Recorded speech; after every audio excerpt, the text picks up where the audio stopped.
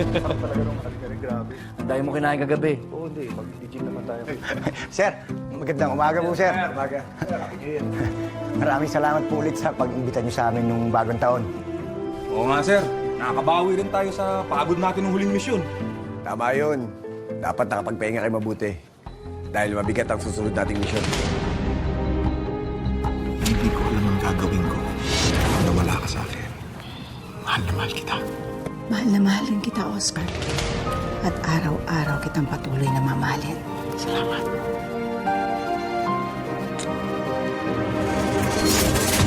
Sir, alam mo ang plano natin? Wala tayong makuha impormasyon sa First Lady. Ang pupunteriyahin natin ay ang assistant niya, si Maylin.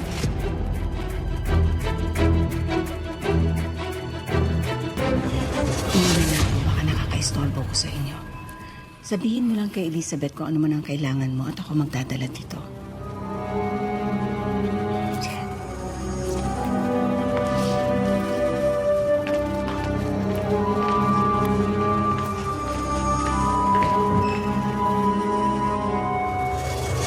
Napaalala ko lang sa inyo, ibang klase ang tao babanggain natin. Dahil hindi basta-bastang tao ang iimbestigahan natin. Tama si Dalisay. Asawa ng presidente ng Pilipinas ang babagay natin. Ang pinakamakapangyarihang tao sa Pilipinas. Kaya dapat, mas lalo natin lakasan ang loob natin. Tama si Dalisay. Magdoble ingat tayo.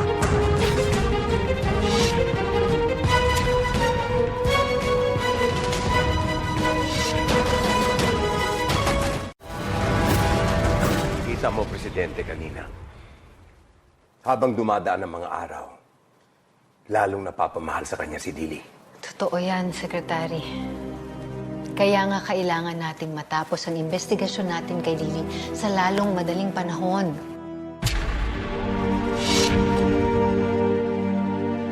Morning, sir. Ano balita? Patuloy pa rin po si Major Basco sa pagkuha ng intel galing sa Interpol.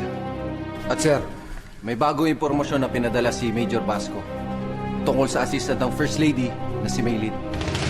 Siguradong mahihirapan ang presidenteng matanggap kung totoo man ang pagdududa natin sa kanya. Ako man nabibigatan ng kalooban ko dahil pinagdududahan natin ang babaeng pinakamamahal ng Presidente. Pero kailangan natin gawin ang trabaho natin, Diana. Para sa kanya to, kailangan natin siyang protektahan. Secretary, kung totoo man ang lahat ng ito, hindi lang puso ng presidente ang madudurog. Pati ng buong bayan. The records date back to 10 years ago. Most of them are classified information. Nasabihan na po namin si General De La Cruz, sir. Pinapatawag po tayo ngayon sa boardroom. Sige, pupunta tayo.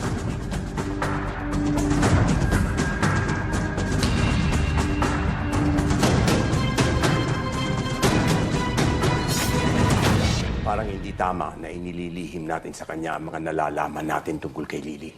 Oo nga, Secretary. The President deserves to know. Bukod sa pagiging Pangulo, naging matalik na rin natin siyang kaibigan. Kaya lang nagdadalawang isip pa rin ako, Diana. Alam nating maaapektuhan siya kapag sinabi natin sa kanya. Bukod sa papalakas pa siya, maaapektuhan ang pamamahala niya. I understand, pero kailangan nating isipin kung anong nakataya kapag hindi natin to sinabi sa kanya.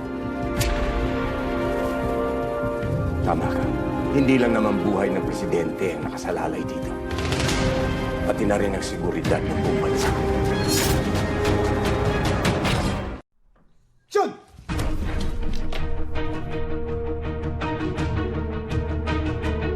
Good day, gentlemen. Today marks the official investigation of the First Lady of the Philippines.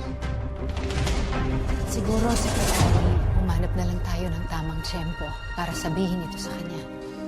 Kailan naman tayo magkakaroon ng tamang oportunidad? Sa tingin ko, hindi darating ang tamang tiyempong yan. Kaya nga, ibig sabihin nito, kailangan na nating sabihin ito sa Pangulo sa lalong madaling panahon. Dahil kapag pinatagal natin to, mas lalong magiging masakit para sa kanya. And I would like to reiterate, anything we discuss here, it stays here. Is that clear? Sir, yes, sir! Sit down. Wala nang ibang paraan. Masyadong malaki ang nakataya kapag hindi natin sinabi sa kanya. Ang masama pa niyan, hindi natin alam kung gaano kalawak ang sakop ng sitwasyon na ito.